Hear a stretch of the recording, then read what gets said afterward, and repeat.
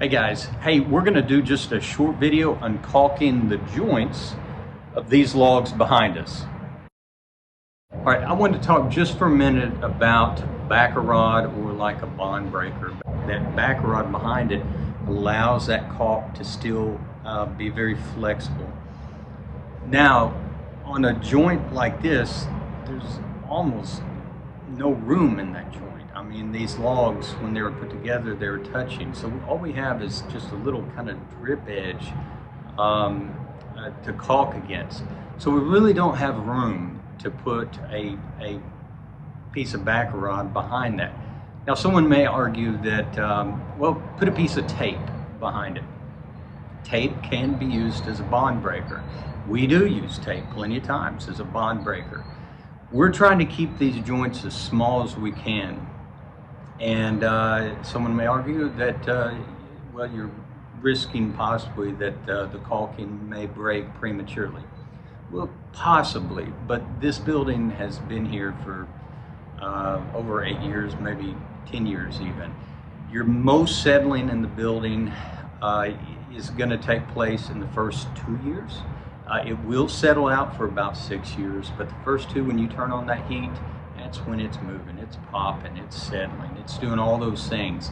So I would not, if it was a brand new building, I would not, I would try to get the owner to wait a couple years before we caulked it, unless he just had lots of trouble with air leaks or just wasn't put together right and really needed it. So I did want, while we caulk this and somebody sees us caulking it without backer or a bond breaker, I did want to explain our reason. We're expecting to have very few, if any, breaks in the caulk, just because the majority of the settling is out of this. So I did want to touch just for a minute on that subject. Okay, the tools and the materials that you would need. Simple stuff. Bucket of water, sponges inside, rag, your caulking. Now on the caulking, what we're using on this is Sashco Conceal.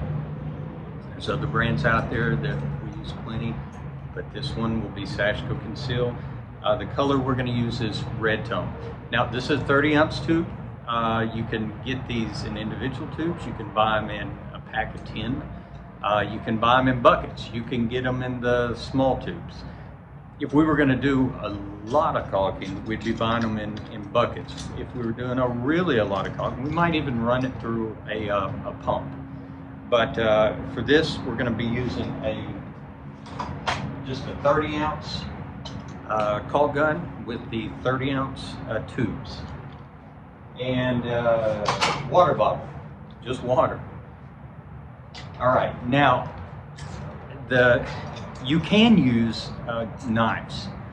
This is one way to do it. Being such a small joint, we would typically do this with our finger, especially when we have a nice little drip edge, in this case, to kind of guide our finger on it. If we really didn't have a good place to guide our finger down it, we probably would use a knife. Different knives that we use, you can see this one has a little triangle shaped on the end of it, allows to get into a tight joint. This one's more rounded. We typically bend these a little bit. This one we ground down. It's probably about a ½ inch. Shorter one, just different type, little tiny spatulas. Someone that's a cake decorator would probably recognize those quickly. And if you're a cake decorator, you'd probably be very good at chinking or caulking with a tool. I'm going to show you 3 different ways that you could caulk it. We're going to tape a joint. We're going to use our hand, our finger, and we're going to tool a joint. So we're going to show you 3 different ways. All right, the size of these joints is, as I was saying just a minute ago, we're trying to keep these small. We don't want them to jump out to people. A lot of owners would prefer not having caulk at all. So at the very least, if they're going to have caulk, which is very important, we believe every house should, if you do have caulk, A lot of people want to keep it fairly small. So we're gonna caulk this about 1/2 inch. So I'm gonna have my tape set apart 1/2 inch on it.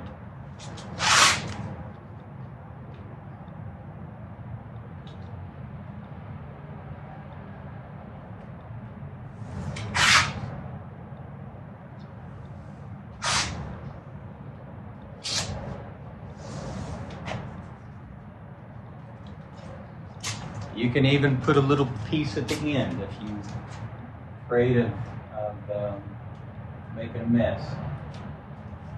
Just as you stop, that will stop your caulk, obviously wherever you stop the tape.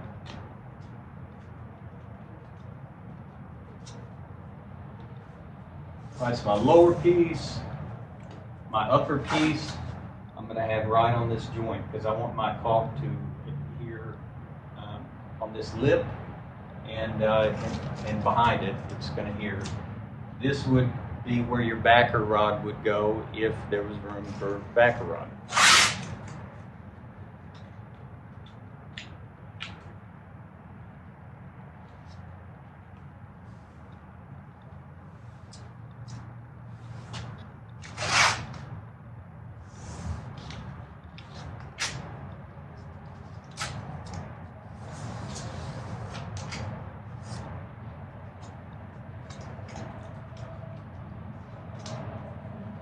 All right, so that's the top piece. I've got a little piece of tape on the sides and the bottom. Now, do we tape it? No, we're not going to tape it under most circumstances, but there's nothing wrong with taping it, especially if you haven't done much caulking before. The way this caulk comes, we did get these in cases of 10 for this project, and so we pulled out one. This is Sash Coat Conceal, as I said. Red tone is a color.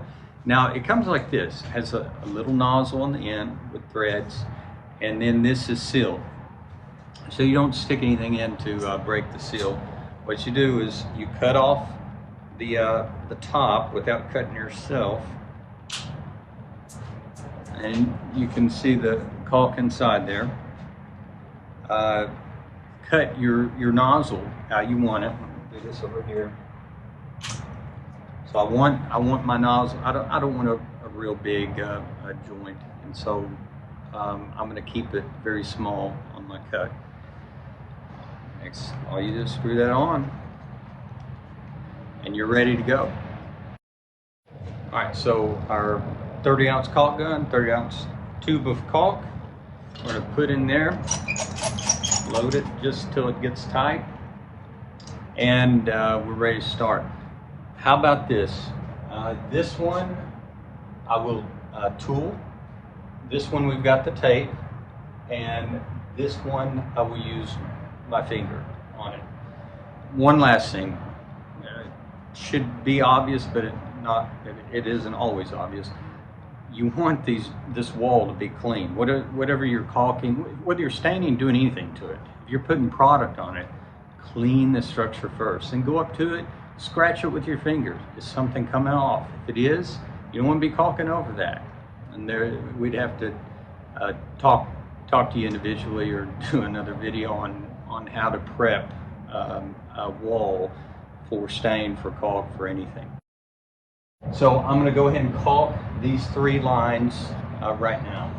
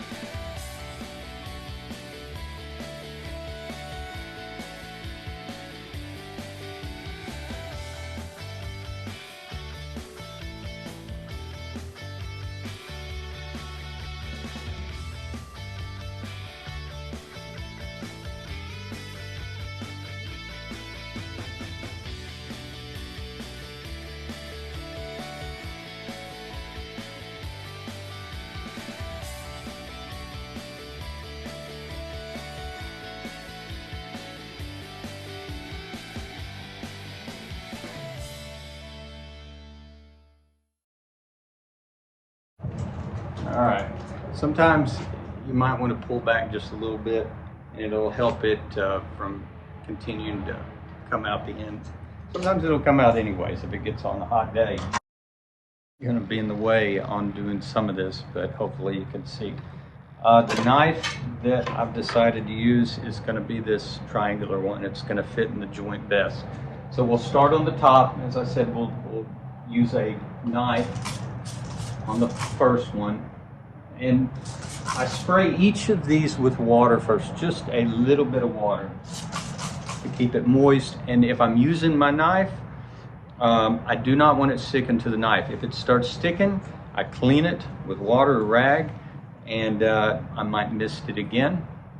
But we're trying to get where that knife just glides over that caulking.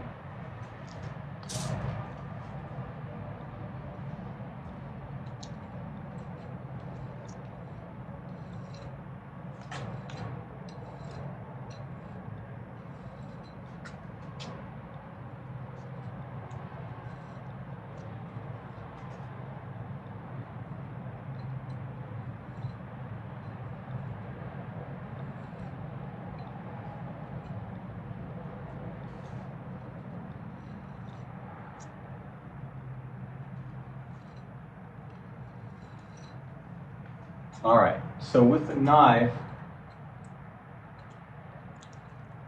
that would be the first step. Then we'd come back with these sponges, and we're going to clean up any marks made by the knife. Let's see, get up there a little closer. So that's what I just tooled, and hopefully you can see that, but it leaves just a little bit of knife marks, a little bit of loose caulking. So we're going to clean that up. And really all I'm doing is running this right down the joint.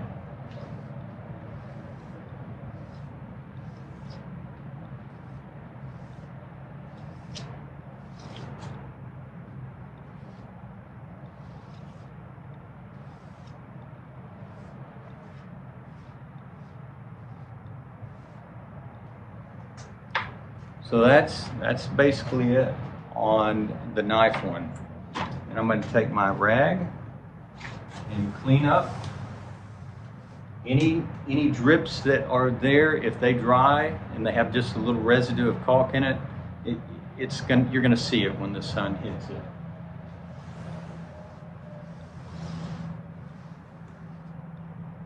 All right, so the top one is done. Now the second one, which is with our tape. Just like the knife, I'm going to spray my hand. I'm going to use my hand on this.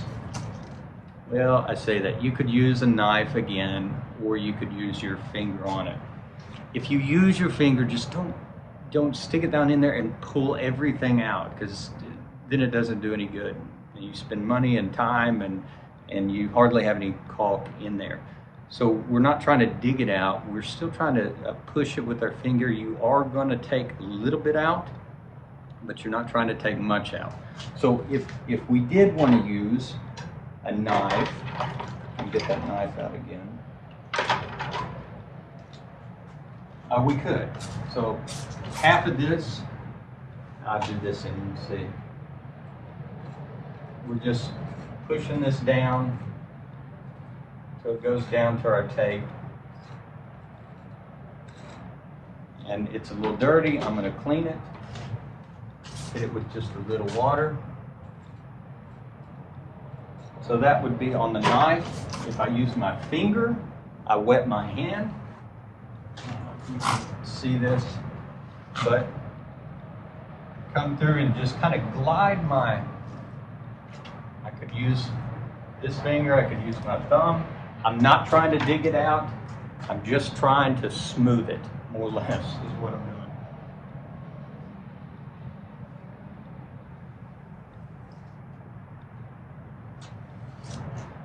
All right, pretty simple. Now we can take the tape off.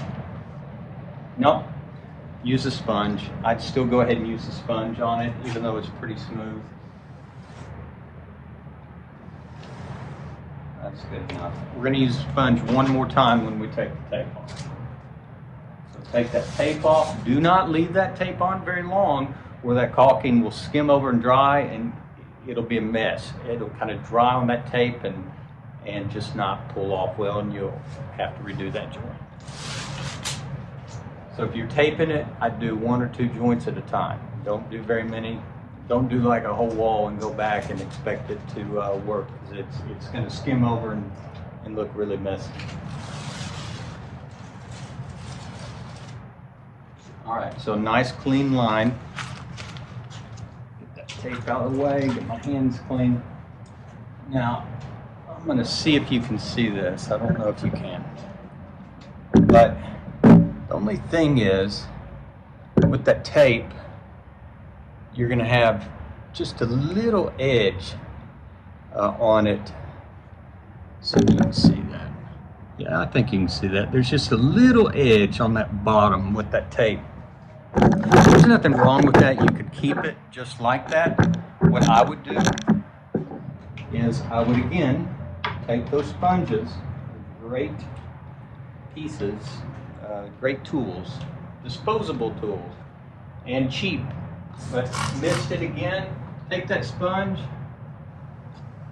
and just run it down it, and it will kind of smooth out that bottom edge. So that's it, other than wiping our drips.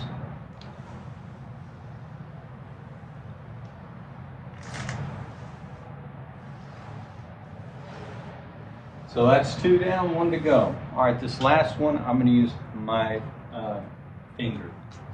So I'm going to mist it, and it's just basically like it's my knife. I'm going to just run it down. I'm not digging much at all out. You can see my finger just has a little bit on it.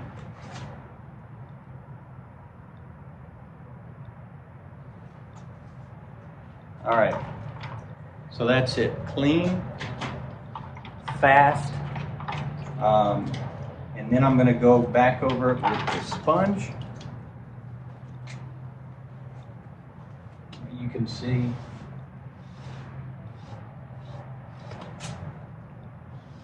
I know you can't see this side, but it's the same as everything else.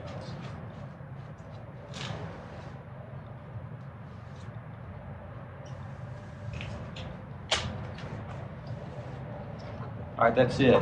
So I'm going to clean that.